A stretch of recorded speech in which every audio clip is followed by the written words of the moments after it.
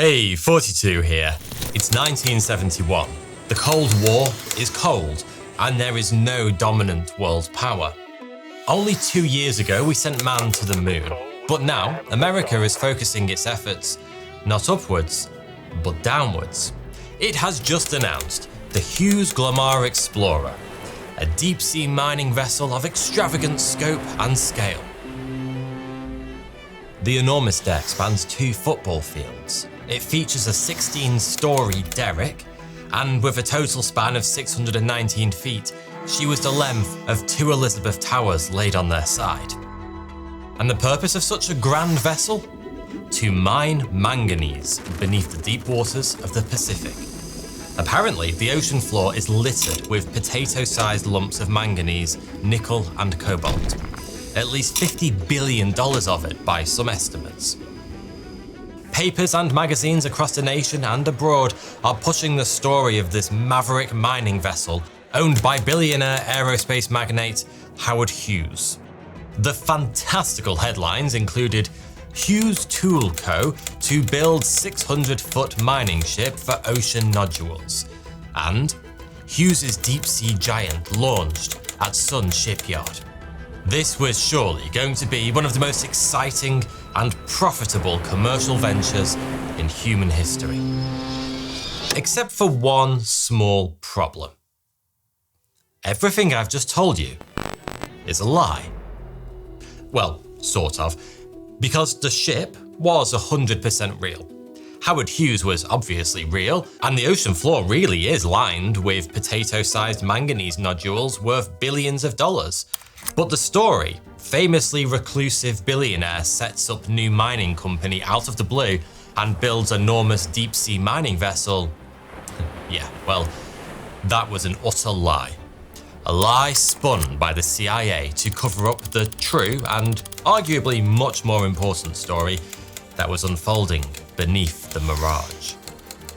Because the Hughes Glomar Explorer wasn't a mining vessel at all. It never was.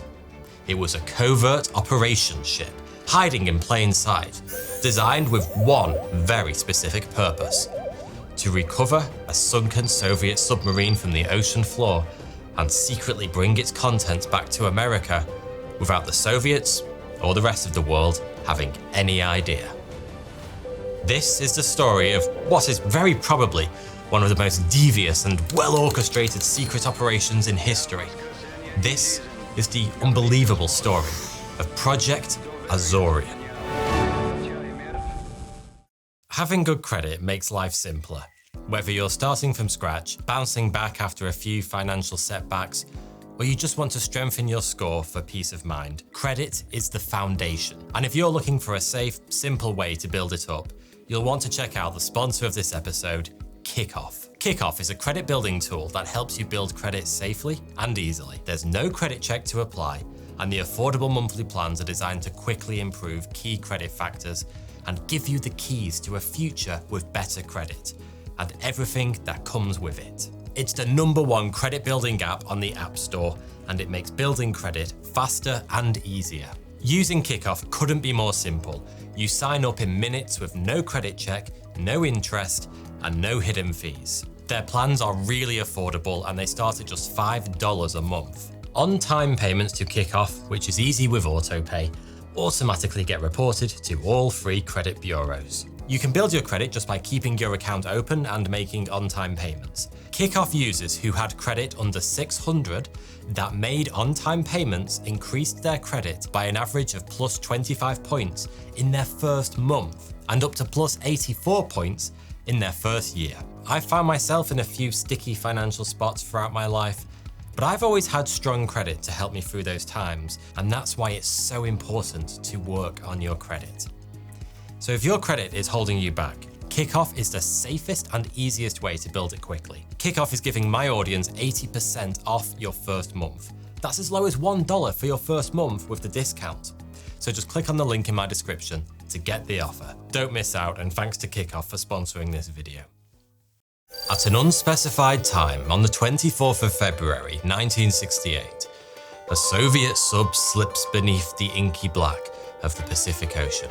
From the Petropavlovsk-Kamchatsky naval base in far, far east of Russia, at what is probably one of the most remotest spots on the map. The sub in question was K-129, known by NATO as a Gulf II class submarine, one of 6 in the Soviet Navy, and packed within her 100-meter hull were 3 ballistic nuclear weapons, each one capable of wiping out a city the size of Baltimore. That day was the last time anyone heard from K-129 or any of the 98 crew members on board. After 2 weeks, the Soviets began to suspect something might be wrong. By this point, K-129 should have performed 2 routine radio check-ins with base, but it had missed both of them. After 3 weeks, the Soviets declared it missing and went searching for it. The Red Navy threw ships, helicopters, and even a nuclear-powered icebreaker into the mix to scour an area the size of England. But it was hopeless, because they were searching here, when the actual wreck of the sunken sub was about 800 miles to the east, about here. So, after a mammoth search effort, the Soviets gave up. What they really didn't want was for that sub to find its way into American hands, but I guess they needn't have worried about that, because if they couldn't find it and it was their submarine, the Yankees stood absolutely zero chance. Or did they? Because the Americans had a secret up their sleeve, an extremely powerful tool that Team Red didn't have access to.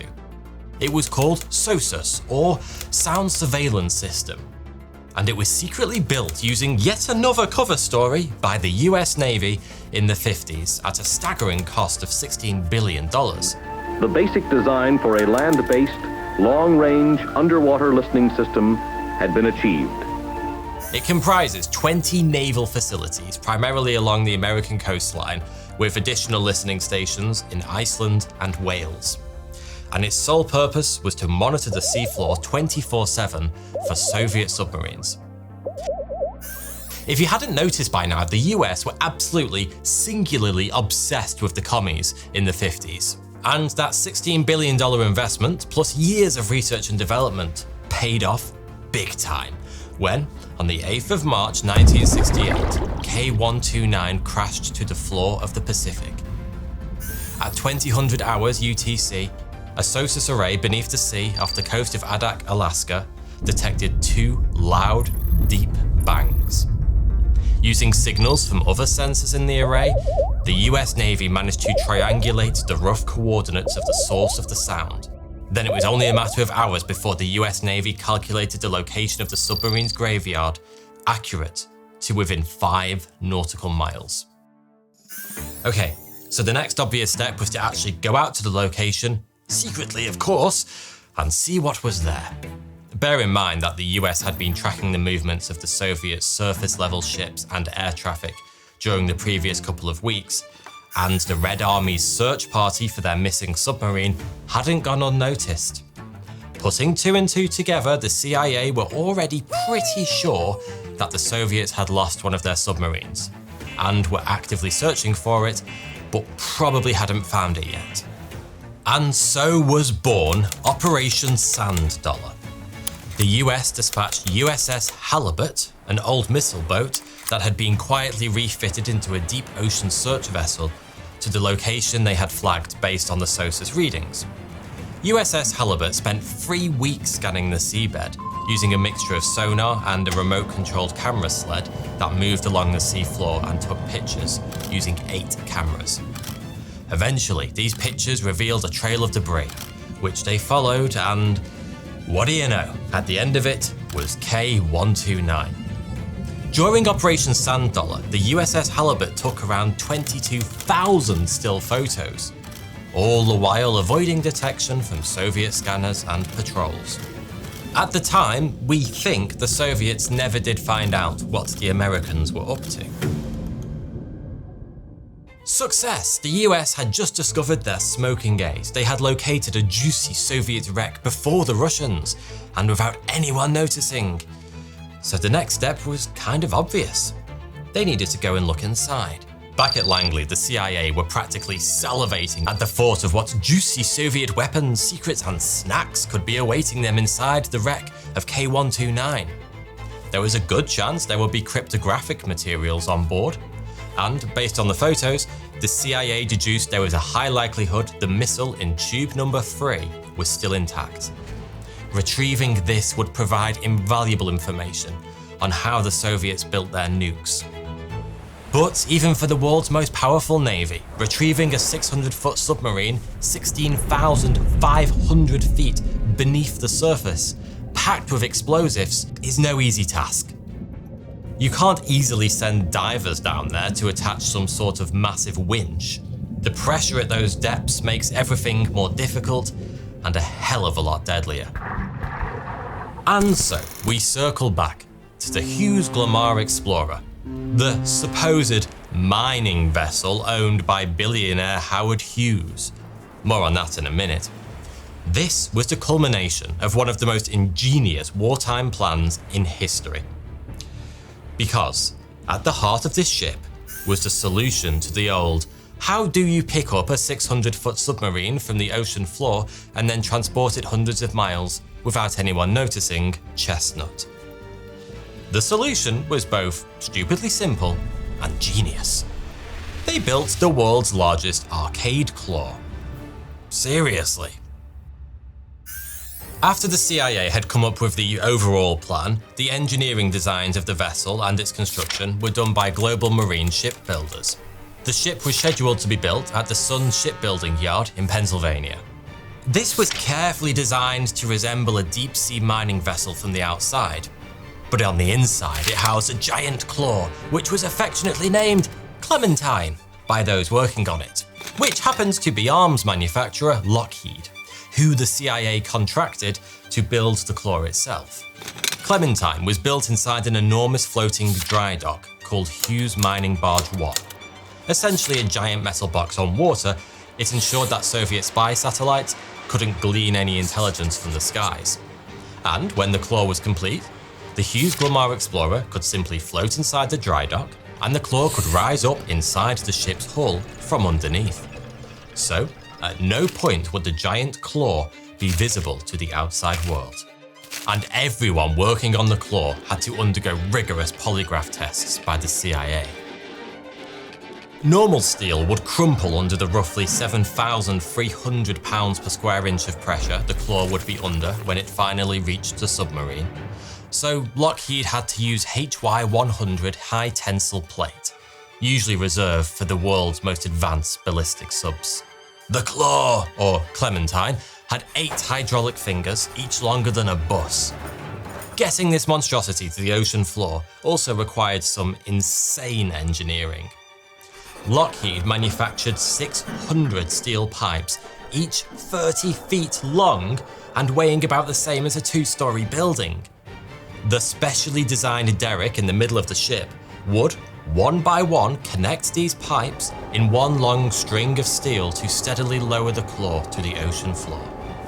Whilst the construction of the claw was being done behind closed doors, the actual vessel was being built in plain sight. It was all part of the cover story, after all.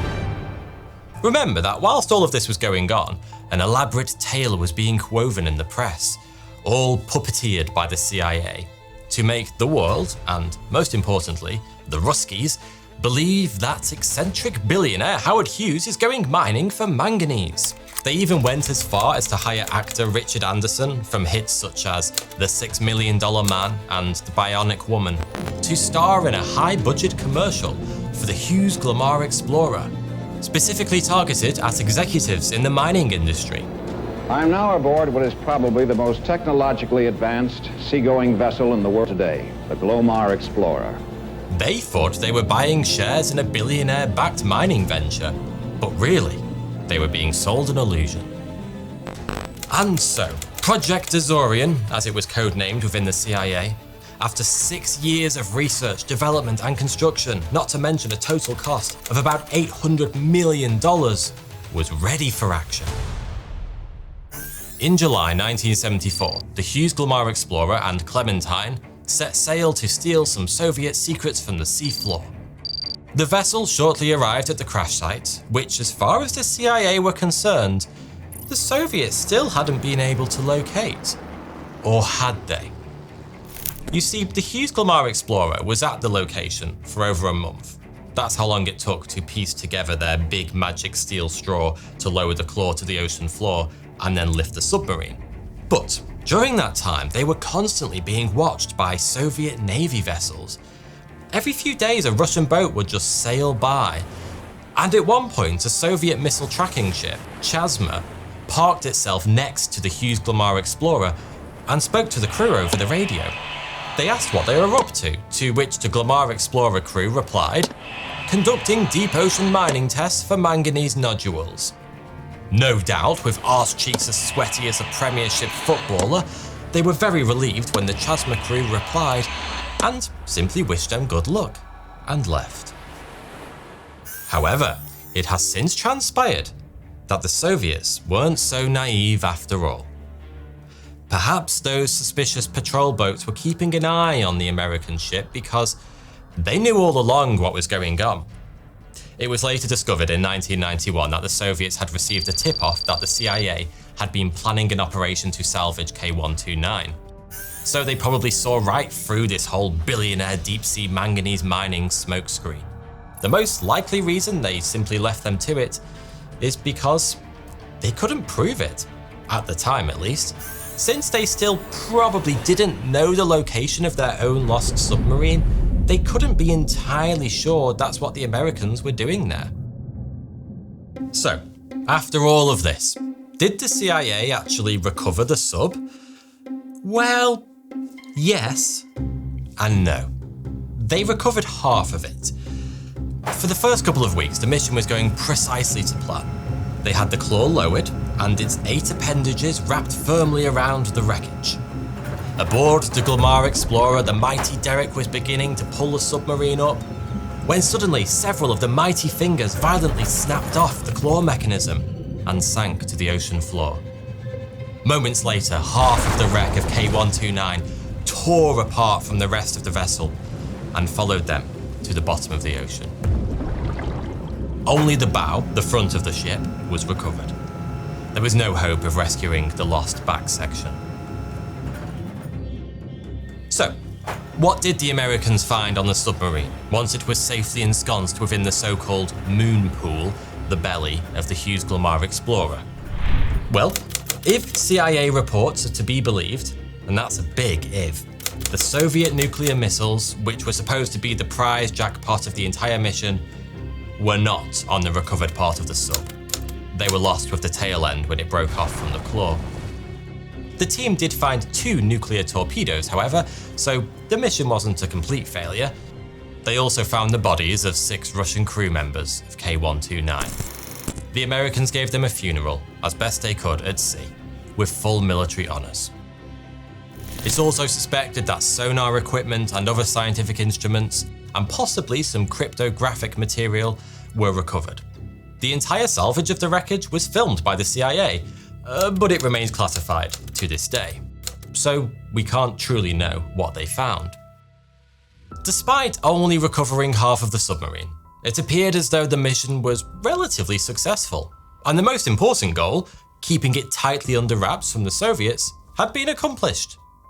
The outlandish Howard Hughes manganese mining cover story had been a huge success.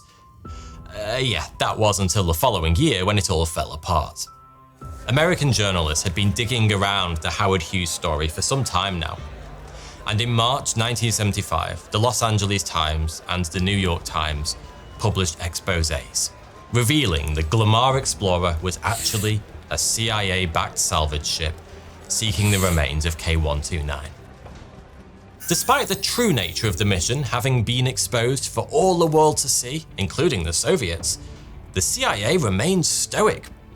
When a reporter filed a Freedom of Information Act request related to the Hughes Glomar Explorer, the CIA simply replied that it could neither confirm nor deny the existence of such records. That was the first use of what has since been dubbed the Glomar response. And as we all know, the Glomar response has since become the favourite fallback of every politician when backed into a corner. But what if there was another layer to this entire story? What if the CIA always knew that the true nature of Operation Azorian would be discovered? And what if they didn't really care? Because raising the submarine was never its primary goal anyway. Sounds intriguing, no?